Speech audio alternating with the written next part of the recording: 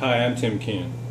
In a previous video I showed how I make this 1-can alcohol stove. It's a double wall design, and to cut the can into its component pieces I use this jig. The bottom is 1 inch, the top is 1.25 inches, and the middle section is 1.5 inches. The jig is adjustable and it replaces things like setup blocks like these that I was using previously, but I had to have a separate block for each height that I wanted to cut.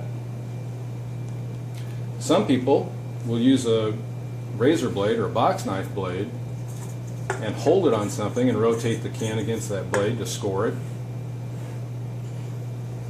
Some people just use a marker and rotate the can against the marker and then cut it with scissors. And I made it adjustable so it goes clear down to 0 and up to 6.5 inches, so you can do things like cutting a Foster's beer can down to a size that you want for an ultralight backpacking stove. I'm going to make another one today and show you exactly how to do it, give you all the dimensions. Starts with a couple of pieces of wood. This was actually one piece of wood until I already cut the bottom off because there's really nothing else that needs to be done to it. And I cut it at 5.5 inches. The jig is basically 3 parts. This base, which I've already cut 5.5 inches. The movable carriage block that the blade screws underneath to. It's actually made of 2 pieces of wood, so I'm going to cut off 2 of these 1.5 inches tall and glue them together to make this movable carriage block. And the vertical section will be out of the remainder of that piece of wood. These are glued and screwed together.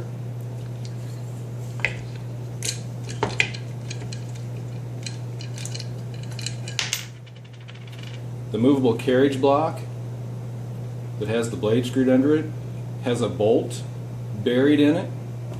It has a key that moves up and down and keeps it straight in a slot.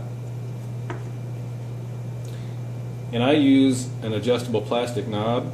You may want to use a wing nut.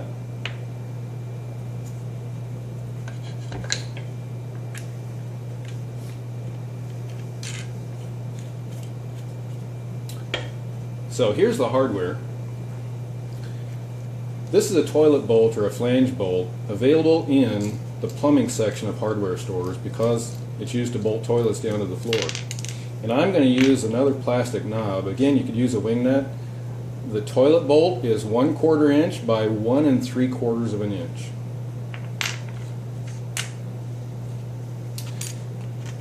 These are the hook blades I found on Amazon. They're not exactly like the ones I saw Tetkoba on Tetkoba's Alcohol Stove R&D using, but it's the only ones I could find. So I've included a link to those. I use 2 brass screws to screw these 2 pieces together, the base and the vertical section. Anytime you use brass screws, you'll want to definitely use the right drill bit to pre-drill for the holes. I use 4 of these sheet metal screws. They're number 6 by 1/2 inch. 2 screws to screw the hairline indicator if you're going to use one to the block, and 2 screws to screw the blade to the block. You don't have to use a hairline indicator. If you just want to use the base of the block itself, this edge, and let it indicate where on the ruler you are, that works too. I just like hairline indicators. The self-adhesive tape measure I'm using is by Starrett. I found this also on Amazon. It's about $4. Measures in inches and in millimeters. And I actually had a broken piece of plastic that I can use for the hairline indicator. Again, if you don't have one, just use the base edge of the block to indicate on the ruler where you are. That movable block, the carriage block, is made of 2 pieces 1.5 inches long. I've already got the table saw set up, so I'll cut 1.5 inches off. I'm actually only going to cut one of them at this time. The other one I'm going to leave attached. We'll do something at the router table, and then I'll cut it off also.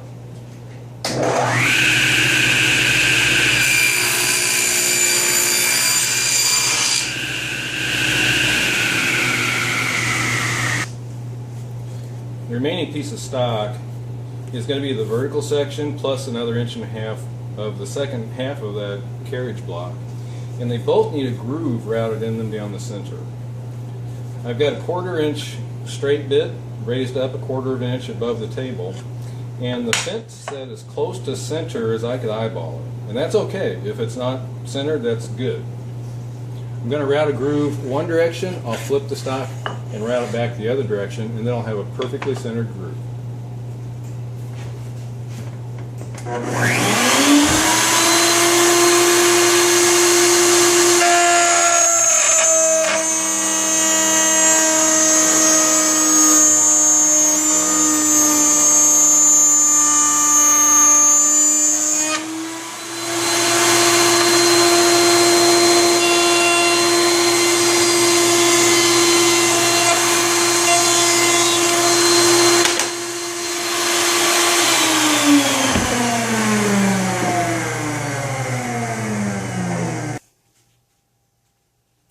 Now that I've got a groove down the vertical piece and the remaining 1.5 inches, I'm going to go ahead and cut off that second piece of the movable carriage block.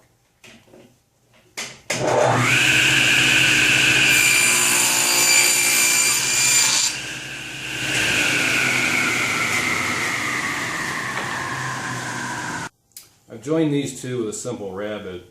I've already made the vertical cut, the depth of the thickness of this wood, and now I need to go ahead and cut off the remainder.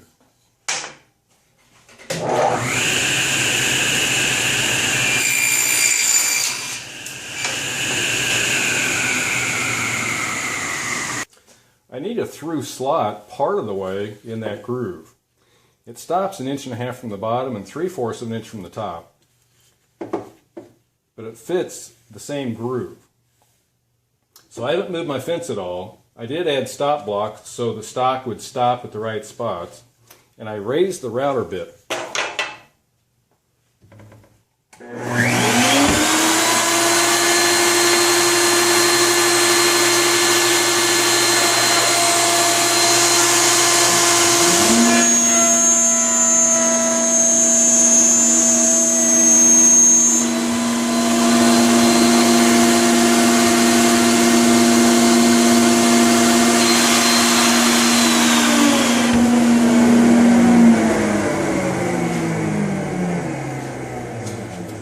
Change the stop blocks, I'll flip the piece over and run it the other direction. The next operation is to route a very shallow channel that this tape measure will fit into.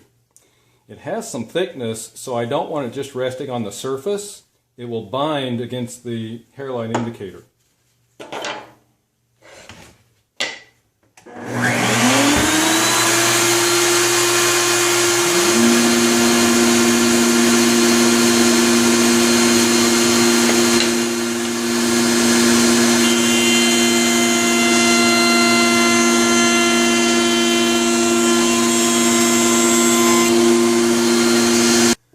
Pre-drilled pilot holes. I'm going to go ahead and glue these two parts together because they're basically ready.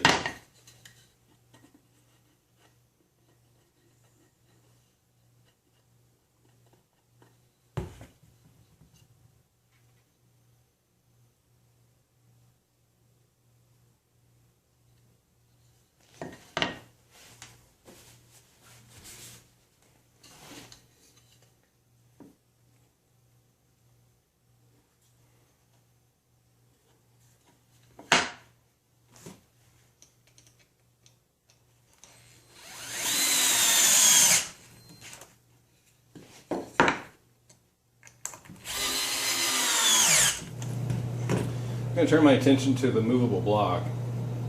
I've already got the two pieces cut, and I've even got the key glued in the groove. I need to drill a hole through it for this flange bolt, and then I need to recess the head in the back so I can glue these two pieces together flush. Over at the drill press. I've already drilled a through hole for the toilet bolt, and I've outlined where the bolt head is. I'm going to use a Forstner bit to route this out so I can recess the bolt head.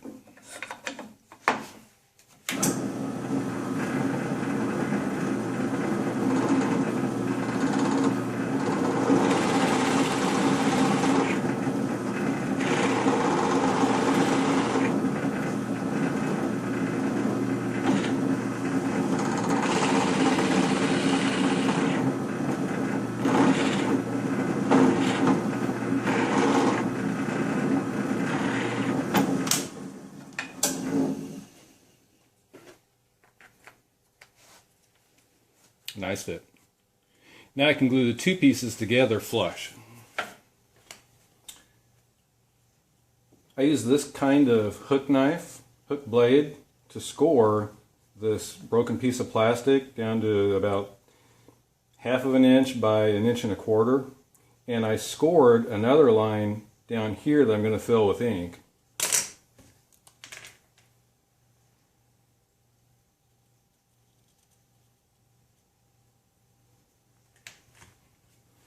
That's going to be my hairline indicator.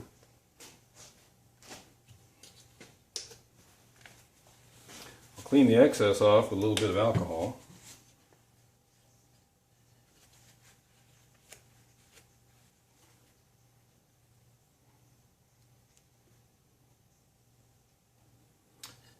I think I'll be able to see that. I'm going to attach it to the movable block now so it overhangs 1/2 inch, the width of my self-adhesive tape measure. I'm going to attach it with 2 of those number 6 by 1/2 inch sheet metal screws, and I'm going to drill with a number 20 bit so the holes are big enough I can make some fine adjustment. I've got the hairline indicator screwed on, and it overlaps 1/2 inch just like I wanted it to. I've also drilled holes for the hook blade, and I drilled 3 so I can choose which way I want to orient the blade, whether I want to turn the can clockwise or counterclockwise.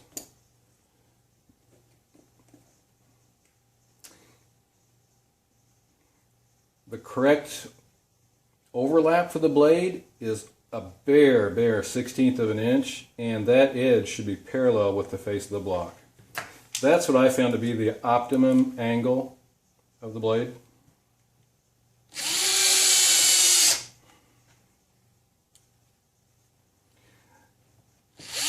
But there's enough room for adjustment in those holes.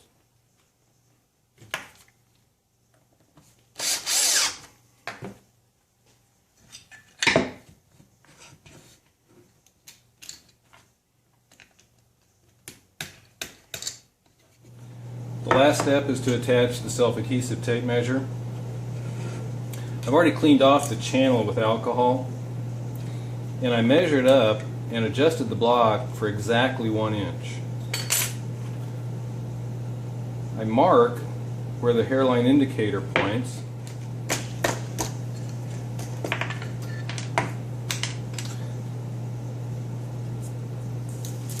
and that's where I'm going to line up the 1 inch mark on my tape.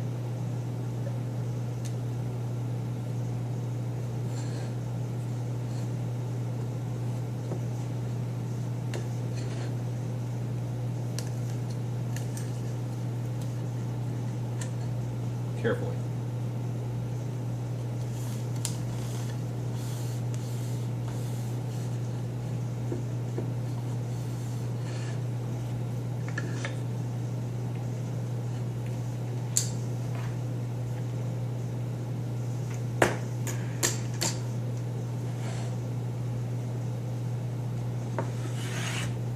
And we're done.